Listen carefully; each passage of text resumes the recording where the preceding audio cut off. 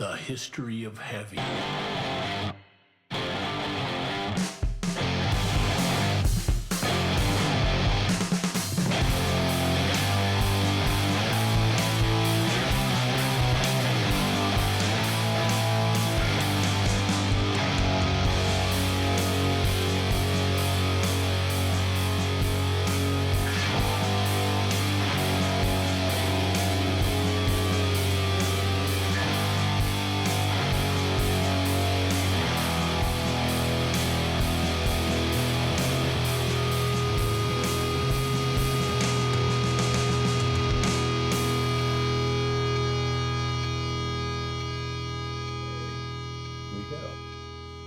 Hello and welcome to episode 19 of the History of Heavy podcast, the show that traces the chronology of heavy music across genres, song by song. I am your co-host, Michael Huntsman, and as always, I am joined, I don't know why I always trip over, as always, I am joined by my wonderful co-host, Big Daddy Dave Lieberman. Hello, Dave. Here I am. There you are. How are you, buddy? I think I'm going to make it. Right when you started recording, you said, "Are you ready?" And I said, "Yeah." And then you started recording. I said, "No, I'm not ready." But now I'm ready. Good. Yeah, So, we are.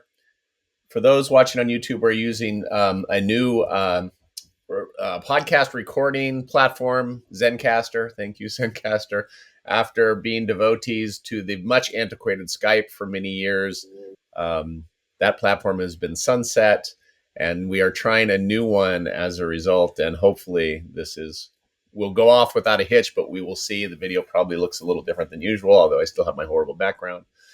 The Sun hoodie has returned, Dave, which feels much better than last week, which felt a little discombobulated, probably appropriately so for Captain Beefheart.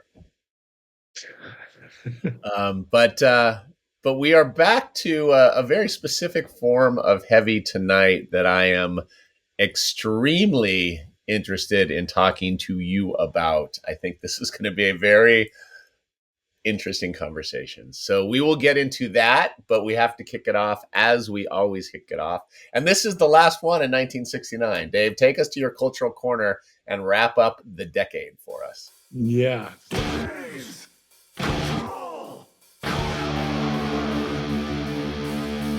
Yeah. So, good setup because we're wrapping up the year, we're wrapping up a long set list, and we're wrapping up a decade that has been tumultuous and revolutionary in both our song list, which our song list reflects, but also in the world at large. So I'm going to finish off the Wikipedia entry of the year with September through December. We've had so many songs in 1969 that we spent a little bit of time talking about the Beatles and Led Zeppelin and Woodstock in between talking about the year. So let me just start it off with a couple of kind of biggies. September 1st, 1969, Libyan coup d'etat. A bloodless coup in Libya ousts King Idris and brings Colonel Muammar Gaddafi to power. We'll remember him from, being the dictator for the next 40, 50 years. September 2nd, Ho Chi Minh, the president of North Vietnam, dies at the age of 79. September 5th, Lieutenant William Kelly is charged with 6 counts of premeditated murder for the 1968 My Lai massacre deaths of 109 Vietnamese civilians in My Lai, Vietnam. So Vietnam has been dominating the headlines. We haven't talked a ton about it, but these are some really high watermarks in that whole arc, that whole story arc, and they happen 3 days apart.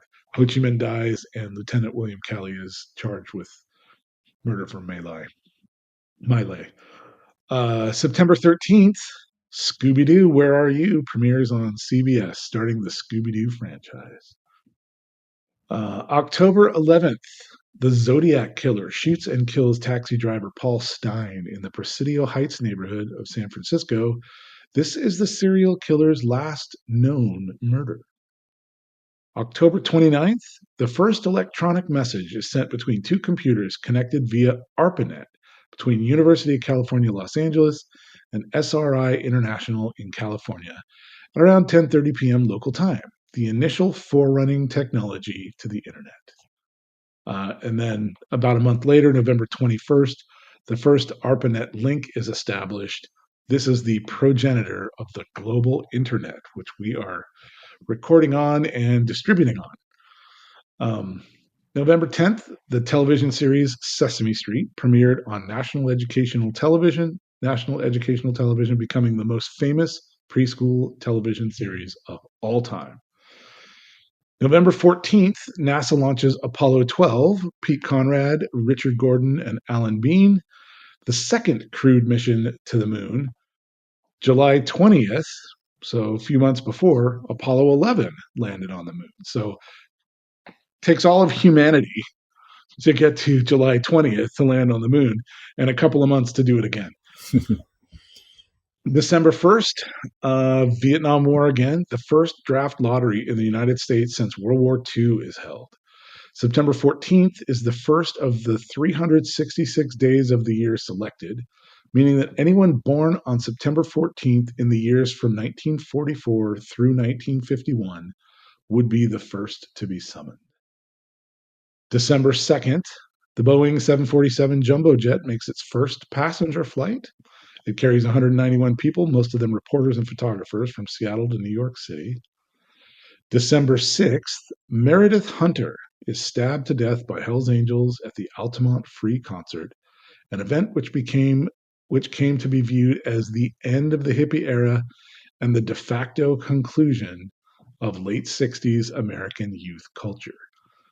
End of the year, end of the decade, end of an era. And to just put the cherry on top of the end of the era, Christmas Eve, December 24th. Charles Manson is allowed to defend himself at the Tate LaBianca murder trial. Ho, motherfucking ho. That's a lot. A lot went on in this decade. A lot went on in this year.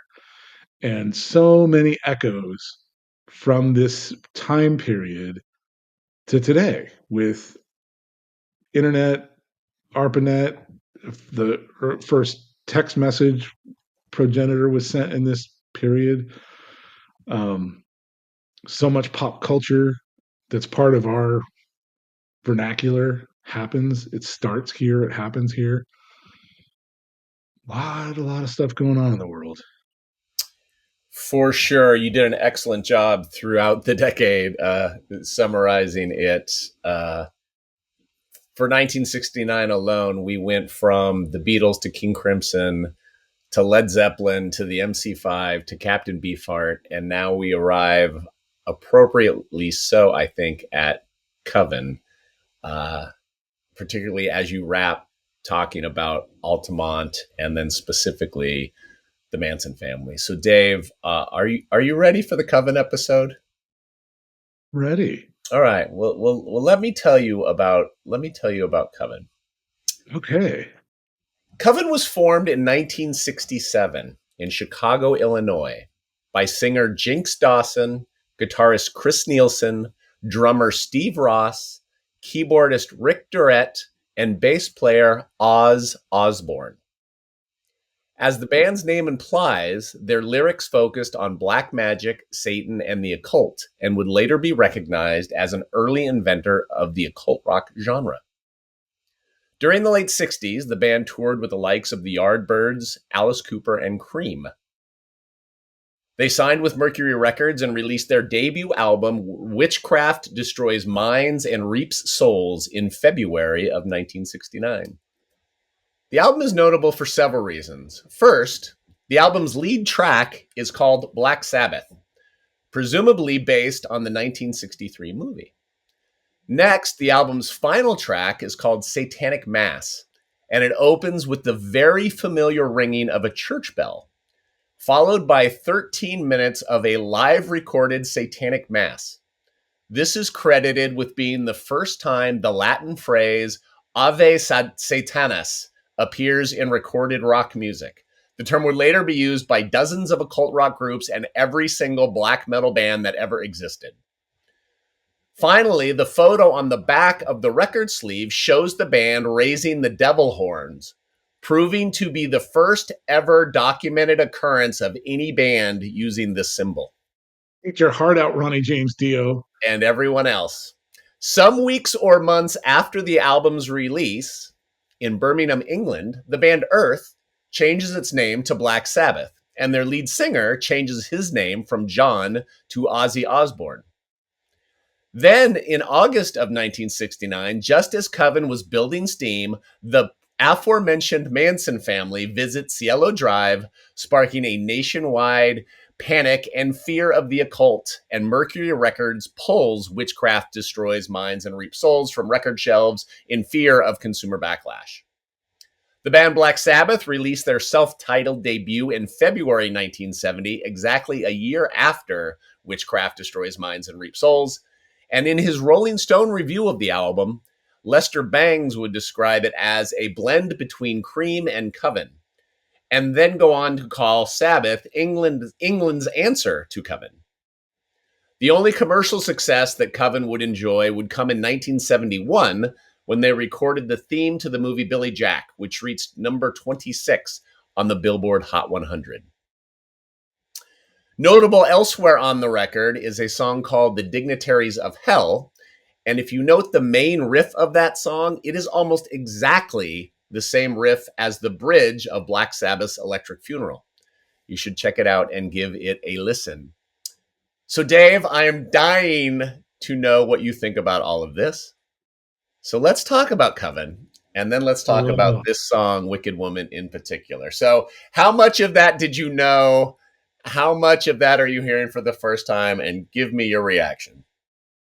I went into this totally blind. I've never heard of this band before, and I purposely avoided looking into them. Excellent. I wanted the big reveal to come from you. There it is. And what a reveal.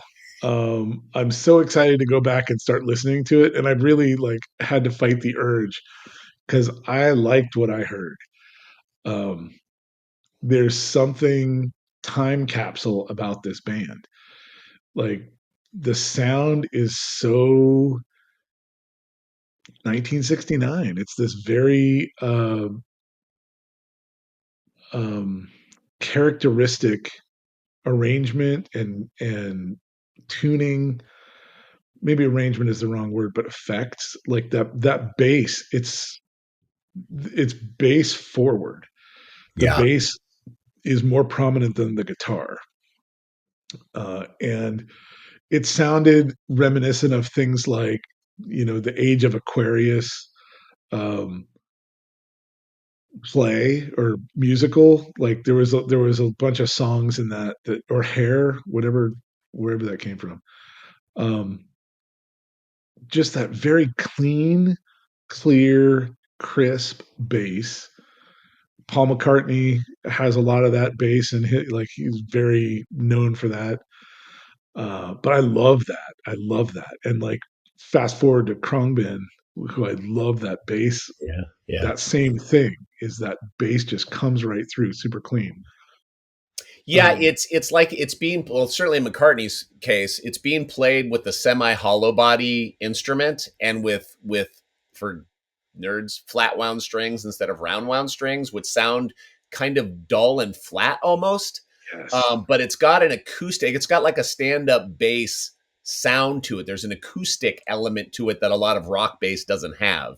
So I think you're exactly right. And the band that I always think of tonally that sounds like Coven, and it's probably because of Jinx Dawson's vocal, which I love her voice. They remind me a lot of the Jefferson Airplane. Mhm. That Yes. psychedelia, but with a really strong female voice in front Yeah. that I really love. But where Jefferson Airplane was singing about peace and love, Coven is singing about Satan and black masses, which is which is incredible. Yes. Yeah, that vocal was something that drew me in, and that seemed also very characteristic because you seem to have a number of strong female vocalists at this time with this vibrato and a deeper voice. It's not a falsetto, it's not on the highest range, but real power and clear vocals. Um, the way that she sounds very much of this era, and it matches perfectly with that bass. The bass tone is something, and like you said, it's this flatter, cleaner sound. It is an electric bass, but it's not distorted out. It's not fuzzy in that way. Um, Meanwhile, it's also carrying a hell of a tune, right? So it's doing double duty with a texture, but also a melody. And I really just love bass forward music. Um, the content of the song is creepy. The melody is dark. The pace is driving, but like it feels heavy, but it feels like I got tingles listening to it because it's like, oh, this is it feels again like new old stock. And we've talked about that before, where it's old, but it's the first time I've heard it. So I get to hear it for the first time. And I just love having those experiences. I'm having a lot of those with this project. Yeah. I only discovered Coven like maybe 2 years ago, Oh wow. and it was sort of like when a lot of us. I don't know your relationship with this band. I think we'll talk about them on the show. But Pentagram, was a band that was sort of lost to time, and their music, which was from the like late '70s, early '80s, didn't really kind of disappeared because of licensing and whatever, and then reappeared in all these reissues many years later. And then you have this totem of like, oh my god, of this specific time, and it does sound kind of timeless because it probably sounded old at the time, Pentagram Yeah. specifically. Yeah. But now it sounds like you found the Ark of the Covenant or something. And Dude, and in the what a case of great Coven, analogy. yeah, it's just weird, and in the case of Coven in particular, I mean, just for the Sabbath stuff alone, I think it's crazy that I hadn't heard of them sooner, that you weren't familiar, that a lot of people completely lost this band.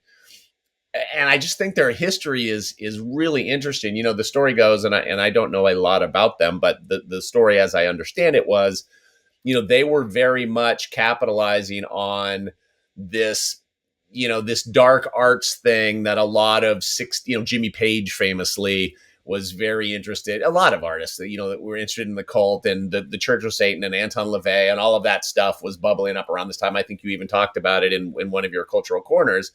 So '60s musicians and things being intrigued by it. For Coven, it was a very deliberate kind of marketing ploy. And apparently, the way their songs were written was they sent the Satanic Bible and a bunch of text to a songwriter whose name I don't have in front of me. Apologize for that, but basically he wrote a bunch of these songs in a couple of days based on these readings, and didn't know anything about this. But he's like, oh, okay, and here are these songs. So they were kind of all set to go and packaged, and then lo and behold, the darkness, the real darkness of the '60s emerges. Not only obviously Vietnam and all that stuff, which had been going, but you talked about Altamont, the Manson family, Zodiac. All of this stuff is happening. That's a little bit too real to be recording, black masses on your Yeah, record that's going to be on the capitalizing Kmart off of shelf. it. Yeah. Yeah, you can't be capitalizing off of that. Yeah, quick side note, Anton LaVey used to live, I don't know, 15, 20 blocks from me and used to have a lion.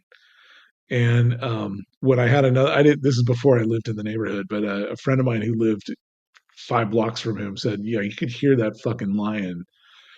Like you don't think about it, but a lion's roar is made for the African veldt, right? You will hear it for a couple of miles, but in a hundreds of square mile area, that whatever. In urban San Francisco, that was a problem, and so he had to get rid of the lion." Not for all the other crazy reasons, but because of the noise complaints of this lion. Fun, Another fun. famous thing about Yeah. his house that I always, is probably lore, but is that he had barbed wire at the top of his fence that surrounded the property, but that the barb was pointing in to keep people in, not to keep people out, which I, true or not, is a great myth, That's wonderful. Yeah. Yeah, I don't remember. It might have been when he was living in it because knowing that he had lived there and passing by and it was painted black when used to see it, but it'd been torn down and replaced by a modern two two unit Whatever. monstrosity. Anyway, um, yeah, I had no clue that there was this connection to Black Sabbath and multiple connections, and so I'm really eager to go back and listen to the album and the other albums and just find out more about this band. Um, that's neat. Well, Sabbath themselves claim to have not had any knowledge of this band, which I, given some of the very specific similarities, I find hard to believe. But I will say that musically, Black Sabbath is not borrowing a lot from this band, other than that riff that is very similar to Electric Funeral. Other than that, they don't musically sound that much like Sabbath, but the name, the Oz Osborne thing, is very close. The devil horns, obviously. I mean, who knows, but Geezer Yeah, Butler and is sometimes credited with having invented that. This record's on right, shelves before, you know, right, so right. And famously, Ronnie James Dio claims to have invented it because he claims that his Italian grandmother would like put a hex, mhm. and so he just started doing that on stage. Now, I'm willing to accept that all those things can be true at the same time because things like this happen, right? The gasoline engine was being kind of Sure, invented sure. across the world at the same time. Telephone telegraph was being invented in different places at the same time. There's this sort of stream of consciousness where certain art forms or sciences reach a bubbling point when people are just looking down at their material and they catch the riff. For sure. Um, so I'm willing to believe it, especially because I like this. So accepting that it can all be true only enhances my experience of it. I don't see any equity and conflict over it. Um, Yeah, I don't care. I mean, from a fan's perspective, it's like it doesn't make any Black Sabbath any less great. Like it doesn't impact my opinion of Black Sabbath whatsoever. And also, if it were one of those things, Black Sabbath was a movie that was in movie theaters in 1963. So which there were takes probably time, five other bands called Black Sabbath around this time that we right? never heard of. Like that Right. that makes sense. But then you also go, guy's name was Oz Osborne, and then you also go, well, that riff is real simple. Like there's enough, like maybe not borrowing or stealing, but I don't buy that they were unaware of this band. Yeah, and I also And who don't cares? see right. Like this is a part of the conversation where um it might be important to them, but it's not important to me. Right, And right. I just see them as rungs on a ladder, and the ladder goes up and it ascends to a vantage point, an altitude that's higher than where we begin. And so, who's on the rung, who built the rung, who placed the ladder is less important. It's interesting, but it's less important to me than the fact that the ladder exists, that it's placed where it's placed, and it goes up.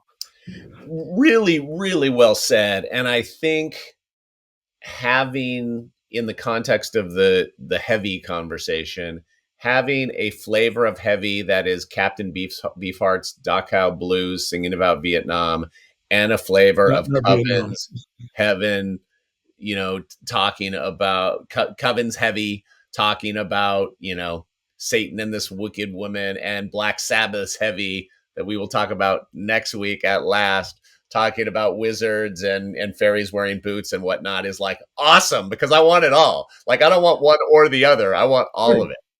Right. I mean, it's a multifaceted diamond, right? And so the light shines through it and reflects off of it, and it's just brilliant to behold. I just want to Right. look at it and get lost in it. Yeah. So, forgetting any potential Sabbath connection, how this song standing alone again in the lineage of heavy that we are talking about now, coming on the heels of some of those records that we've talked about recently, where does this fit for you? Where again, the Sabbath stuff aside, where sonically do you feel like this fits is in the heavy conversation? So it's heavy, but it has that psychedelic flavor and it's got a groove to it. So um it sort of walks genres between psychedelic and blues, like heavy blues, or electric blues, as I've called it before. Um, I don't know that I could pigeonhole it into either one of those. So maybe psychedelic electric blues, but it's got that. It shares so many flavors and echoes of Jefferson Airplane and Hair that it's like it's got this clean brightness to it. That's the psychedelic part, but it's dark subject matter. It's dark tonal. It's it, it's got the darkness, legit darkness. So I think some of those bands that I mentioned them opening for in 1969 are appropriate for what you just said, right? They opened for the Yardbirds, which has kind of that lighter blues yeah, influenced psychedelic sound. They opened for Cream, who are, definitely psychedelic blues. They opened for Alice Cooper, who is sonically heavier, which Coven is not, but they are singing about dark subject matter. sure. So I think they fit in that, just in that trio right there, Yeah, Yardbirds, Cream, the Alice Cooper band, pretty effectively. yeah, yeah. Yeah.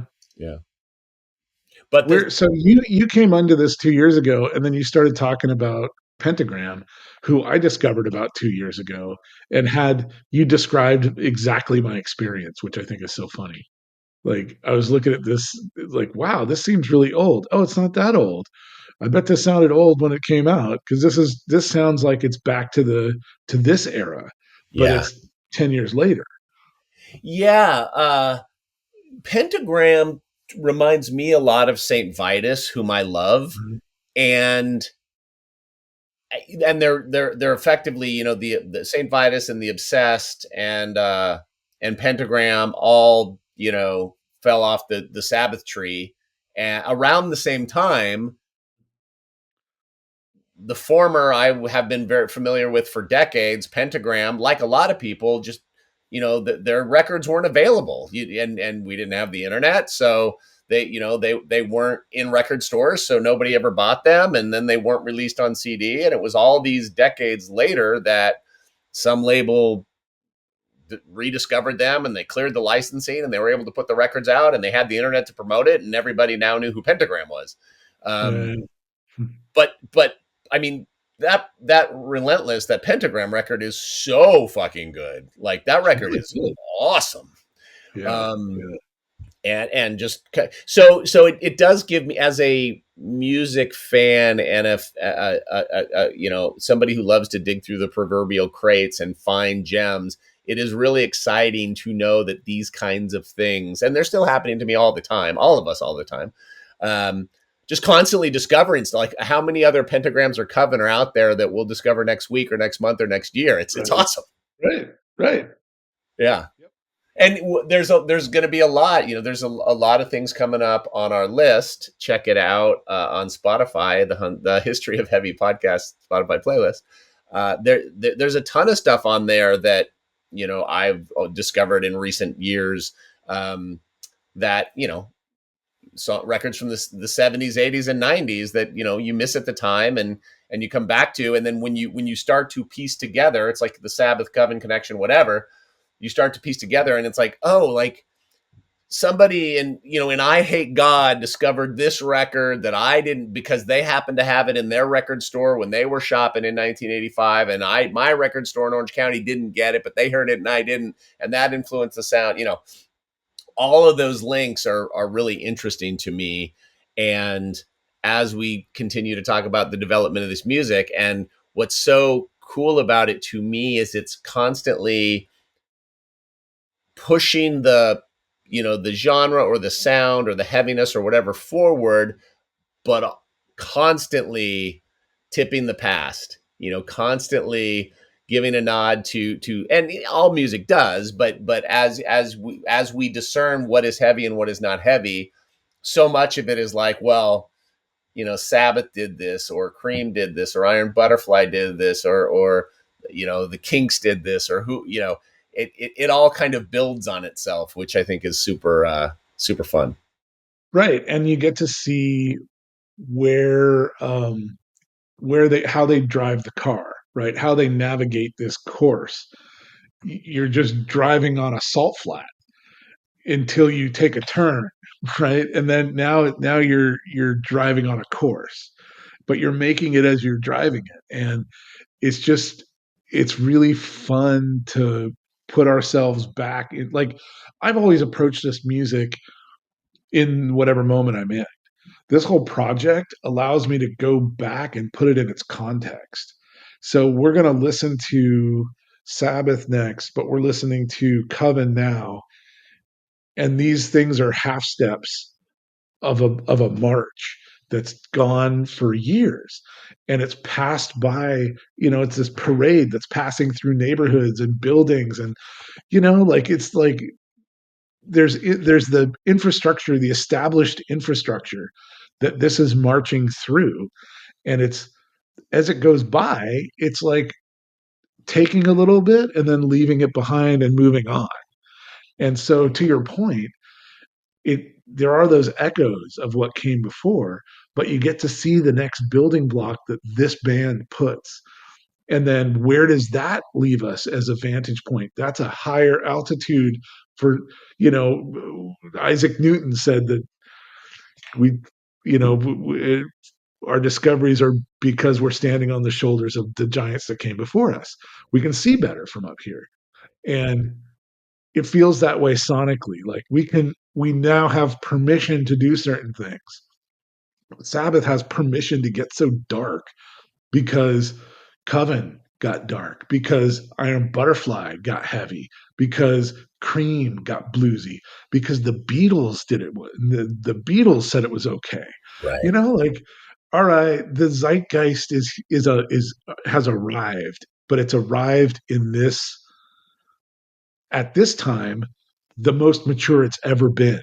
And next year, this will be old, right? Next year, this will have had its moment, and next year will be the most mature it's ever been.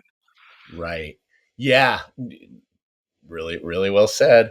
As always, the other part of this, or another way to think about this in the time of 1969, 1970, when thinking about Coven and Black Sabbath, is, you take the heavy electric blues, you take the flower power era and psychedelia and all the drugs that were going on and all the turmoil happening in the late 60s, and all the chaos was going on. You take the interest in the occult and songs about Satan and the black magic, and you take all of that information and you give it to a bunch of kids in Chicago, Illinois, and you gave that same information to a bunch of kids in Birmingham, England. This movie Black Sabbath comes out. They both love that name. What are you going to do it with Tony Iommi and Geezer Butler and Ozzy Osbourne and Bill Ward? And what are you going to do at Coven? What are you going to do with it, Coven? And one sounds like this and one sounds like that. And that's really cool. That's really cool. Yes. And you can hear the connection, right? You can hear where they came from, and you can hear how they've arrived there and why they've arrived where they've arrived. And you can hear their similarities, but they're different. It's like, what's another good example? Indian and Burmese food, right? You have a lot of the same ingredients and a lot of kind of the same styles, but they're different dishes. And it's like, look what you did with this curry, and look what you did with this curry. It's a curry, but it's different. Take Um, Texas Mexican food and San Diego Mexican food, you know? I'll just take San Diego Mexican food. Yeah. Sorry, no hate to my Texas bros, but I got calibrated on the San Diego stuff. So Fair, fair. What else about Coven, man? Anything else specifically about this song jump out to you? we talk about album covers, and I didn't see the album cover, but I saw the band photo Uh-huh. in Spotify, and they looked like 1969. Like to some degree, this could be the interlude music. Like if you took the voice out of it, it could be the interlude music to Scooby Doo when they're running around in the montage scene.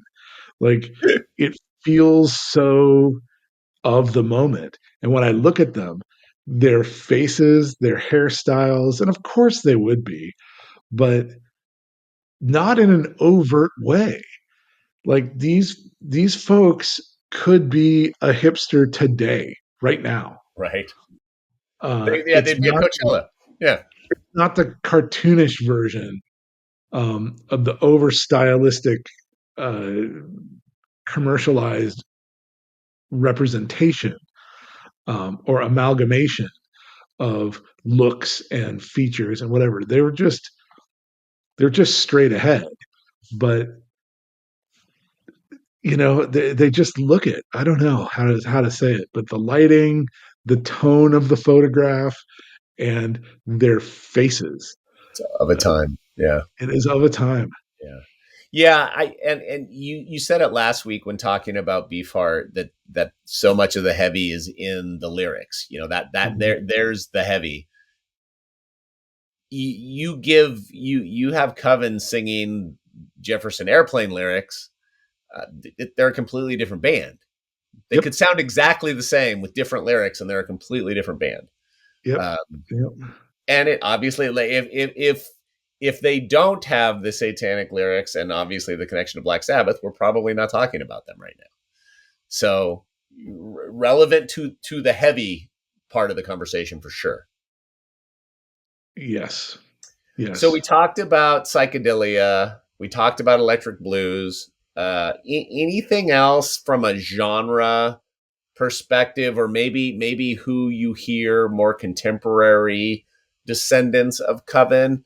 Um, to me, a lot of their music doesn't. I really like them, and I like this album a lot, and this song in particular. They don't sound. This sounds dismissive, and I don't mean it to, but they don't sound particularly unique to me in any way. They do sound of the time, and I really like their songs, but there's nothing specifically that sounds like I really like them, but that necessarily sounds special about them to me. I think that's fair. It's not mind blowing in its presentation. It just is kind of uh,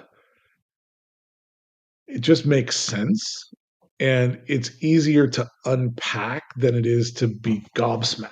It's not a hit you in the face moment as much as a, oh yeah, yeah. Like Yeah. you sit with it and you get it and you connect to it, and it just makes sense. But I had the same reaction. It didn't blow me away um as much as it just felt right. Yeah, so the feeling right, I think, is exactly right. And I was just going to say something similar where it's definitely music that it's not so much like I feel like I've heard this song before, but it's so familiar that it feels like you heard it. It's not, it's like the melody where you're like, oh, I know this melody, but it's more like, yeah, I know what this is as soon as I hear it. This is instantly Yeah, familiar to me, even though I've never heard it before. right, right. It's comfortable. Yeah, Um, in a great way. I mean, but yeah, and but not in a way that's like soothing or mellow, where I would say that about other bands that are comfortable. Um, and I brought up Krungbin too before because of the bass thing, but Krungbin sounds very comfortable. I just Yeah. the first time I heard them, I just immediately connected with them, Yeah. but not for the same reason, right? Hmm. This feels like, and now that I'm saying it out loud, because it's in the heavy canon, right? Because it's in the dark canon where it seems like this is a cousin of Black Sabbath. It makes sense to me and it feels friendly and approachable and familiar in that way, not in this like warm, fuzzy way. It feels like I know they're friends, but this is the first time I've met them. Yeah. Yeah, that's interesting. Something I would love to get you to start thinking about that we may revisit during the show at some point down the road is a friend of mine posed this question to me some weeks ago, and I'm still not happy with my answer. But it's basically fuck, marry, kill. You know the game, the fuck, marry, kill. But you basically get decades of music. So fuck, marry, kill, 60s, 70s, 80s, or 70s, 80s, or 90s, or whatever. So we're wrapping up the 60s. I would love to at some point as we get maybe toward the end of the 70s or into the 80s to talk about if you could only have one decade of music to listen to for the rest of your life. You could have the entirety, every genre, every song released from that decade, but only that decade. What would you choose? So give it some thought because I had a very quick answer to fuck, marry, kill, and since then, every time For a I hear, whole decade, yeah, whole decade. what was your answer? I said kill the 80s, marry the 70s, and no, I think marry the 60s and fuck the 70s. Um, but I don't, we let's not get into that now because I want to have that conversation with you. There's Uh, so much great music you lose when you kill a decade, right? yeah. Um, but But if but you but have to make the choice, that's you're not choosing to kill it arbitrarily. You're choosing to kill it instead in of the favor other of piece. something else, right? Yeah, Right. yeah. And So only because you have to play that card. right. All right. Well, that is not the question to you today, but the Good question, foreshadowing. it is foreshadowing. I would love to dig into that just since I thought of it since we're wrapping up the 60s. You don't have to answer that today, but what you do have to answer is how Wicked Woman is going to fare against Dazed and Confused, which is your current champion in Song Be Song, as we pit our current favorite heavy song or our champion of heavy against the week's current song. Dave, how's Coven going to do against Led Zeppelin? Evan's going to take the lead. Whoa! Um, I Did not really, see that happening. I really like that Led Zeppelin song, and I have a long relationship with it. But having a new taste, a new sound, a new experience, I get to learn this relationship. So I'm going to choose Coven this week. I love it. I would love for us to, at some episode in the not too distant future, spend a little bit of time talking about the Coven record as a whole as you get a chance to listen to it a little bit. Um, I love this Coven song. It's my favorite song on the record. I really like the record, but it's not Kick Out the Jams. So I've got to hold on to Kick Out the Jams and take it into next week, which is going to truly be a battle royale. David, next week it's finally happening. It's finally happening. We've Black arrived. Sabbath is upon us. Yeah, yeah. It's Uh, going to be. We I don't know if we're going to have anything to say because we've said it every single episode so far. Episode 20, we are going to talk about The Wizard from Black Sabbath's eponymous debut album, from 1970, our first song of 1970. That promises to be a long one. A lot of stuff to talk about. Why we chose that song. Why I chose that song. Why you argued against the song I think I originally chose. There's a lot of Sabbath to cover next week, so we will get into that then. Anything else for the fine folks before we wrap it up, Dave? And I think we've given them a lot to think about, and I would like them to do that thinking, and then come prepared for one hell of a conversation next week because we open a new decade and we get to Black Sabbath, which has been, the elephant in the room, but also sort of the bullseye of the target, right? We're talking about everything because we have this relationship with Sabbath, and like, where does that come from? Is why we started going back, and how does that progress? So now we need to talk about this kind of fulcrum point. So it'll be an important episode. It will be, and it's going to be a fun episode. So that will be next week. Please join us for that. In the meantime, check out the aforementioned, I say aforementioned a lot on this show, check out the aforementioned Spotify playlist to keep up with where we are currently in our conversation about heavy. But until next week, thanks, Dave. Appreciate it. Keep it heavy, everyone. Okay, thank you. Bye.